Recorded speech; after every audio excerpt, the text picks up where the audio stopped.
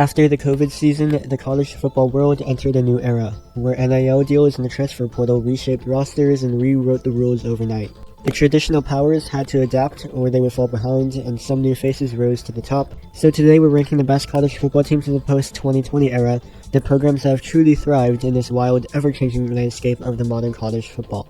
So getting into things, I want to introduce the categories first. We have number of wins, New Year's Six or college football playoff appearances, the number of wins in such games, bowl invitations, and I'm using that metric instead of bowl appearances because, especially in the 2021 season, where I think 6 games were affected by either storms or teams still getting COVID, some bowl eligible teams were not able to actually play in the game. That also goes for some teams that have opted out of a bowl game. A recent example was last year with Marshall, and I wanted to at least recognize the teams that actually qualify for a bowl and had a good enough regular season to actually get an invitation even though they might not have played in one. So that metric, along with the number of wins in all of their bowl games, the simple rating system, which is a rating that takes into account the average point differential and strength of schedule. Then you have strength of schedule itself, and both metrics are helpful in determining the quality of a team in a given year. You have conference championships, national championships, and then some player awards. So we have national awards, and I think there's about 21 to 22 of them at the end of each year. We have consensus All-Americans, and then the Unanimous All-Americans, Heisman finalists, and then the last couple of metrics are draft picks as well as performances in the AP poll. And so all of these categories have a certain weight attached to them, which are affected by two things. The first is how attainable it is, because some categories can get bloated very quickly. Obviously, the number of wins and the number of weeks in the AP poll are more easily attainable than, say, postseason appearances or national championships. Obviously, those are few and far between, so the weights account for that factor.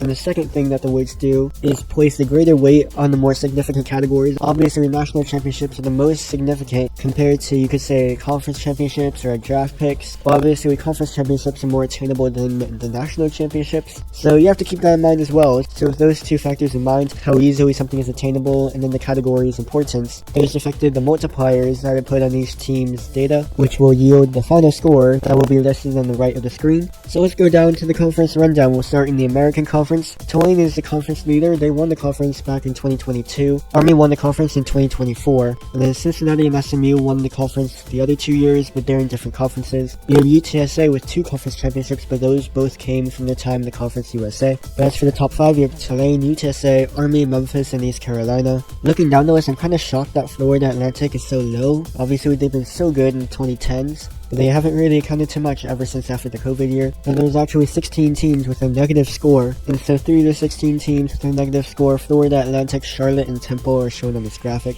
We move into the ACC, where the conference leader, to no one's surprise, is the Clemson Tigers. They won the conference twice, along with Pittsburgh and Florida State. SMU is also shown with the conference title back from their time in the AAC. And in the top 5, you have Clemson, Pittsburgh, and North Carolina State. Those are the only 3 teams in the top 25, and then you have Florida State and Miami coming in at 27 and 28, just outside the top 25. But NC State and Miami really benefited off of those individual awards, which helped make up for their lack of a conference title. We move into the Big Ten, where they have 7 teams into the top 25. Michigan, the conference leader, they actually won the conference 3 times out of the last 4 years. Oregon took the other conference championship that occurred last year, and then Washington has a conference title back from their time in the Pac-12. But yeah, the teams inside the top 25, you have Michigan at 3, Ohio State at 4. The margin is pretty small between those two teams. The conference titles were the difference. Oregon at 5, Penn State at 8, Iowa at 9. Iowa really hasn't done all that much in the national stage, but they've been so consistent under Coach Kirk Ferentz that gave them a 9th place ranking. USC comes in at 12, and Washington comes in at 15 for your top 25 teams. Looking down, Wisconsin's another team, just like Florida Atlantic, where they had so much success in the 2010s. I would have thought they would be higher in these rankings. But aside from 2021, the Badgers really haven't done that much. And they lag behind teams like Illinois, Minnesota, former Big Ten West teams.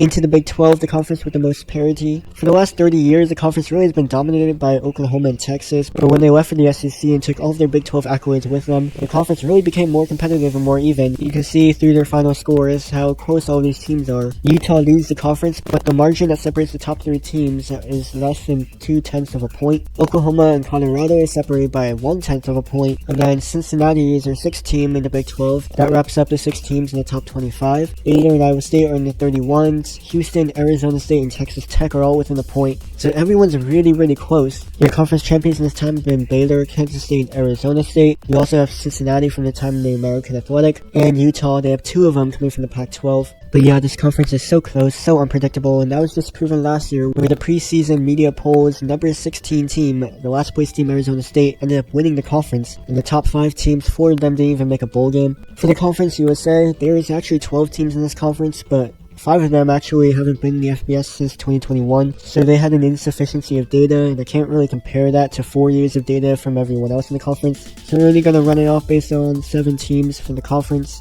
Obviously, UTSA won the conference in 2021 and 2022. I mentioned that in the American Athletic graphic. Liberty won in 2023, and then Jacksonville State won in 2024, but obviously the Gamecocks haven't been in the FBS for enough time to be featured in this video. So Liberty really has a commanding lead over everyone else. Western Kentucky and Middle Tennessee come in at 2nd and 3rd with positive scores. Everyone else has a negative score, and the Conference USA has arguably been the weakest conference in all of college football in the past couple of years, ever since the American Athletic took like half the teams in 2022. Moving into the MAC, we get 4 more teams with negative scores, making it 11 out of 16. You'll see the 5 later in this video. 3 of the 5 worst teams in the entire nation come from the MAC: Kent State, Akron, and Massachusetts. Massachusetts is in dead last at 130. But looking at the top of the conference, you have Miami of Ohio, Toledo, Ohio, and Northern Illinois. They all have one conference championship apiece. They're joined by Bowling Green for the top 5 teams in the conference.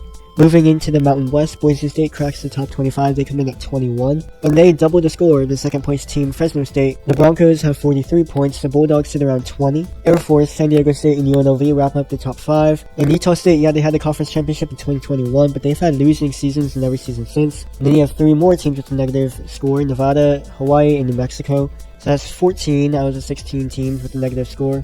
But we move into the SEC, the strongest conference in the nation. Georgia comes in at 1, Alabama at 2, but look at that score difference, it's over 80 points. Alabama and Georgia come in with 2 conference championships apiece. Texas has 1 from the time of the Big 12. LSU breaks the top 10, Ole Miss, Tennessee, and Oklahoma break the top 25, so that's 7 teams in the top 25, just like the Big 10. Florida has a surprisingly low score. Vanderbilt's in the cellar, to no one's surprise, even though they did have a strong 2024. So we'll see how they do in 2025. Yeah, such a strong and close conference all around, because from Oklahoma all the way down to Auburn, the difference between those teams is less than 20 points. And then in the Sun Belt, you have the last 2 teams with negative scores: Louisiana Monroe and Southern Miss. Atop the conference, you have Marshall and Louisiana leading their respective divisions. Louisiana is leading the conference. Troy has 2 conference championships as well, even though in 2021-2024, their scores kind of tainted because they didn't have winning records in either of those 2 seasons. Coastal Carolina and Appalachian State round out the top 5 in the conference, both teams who always seem to contend in Sun Belt year in and year out. And then finally, we have the Pac-12 and the FBS independents. Notre Dame comes at 7, and then Oregon State, Washington State, and then Connecticut rounding out all the teams, coming in at 111th.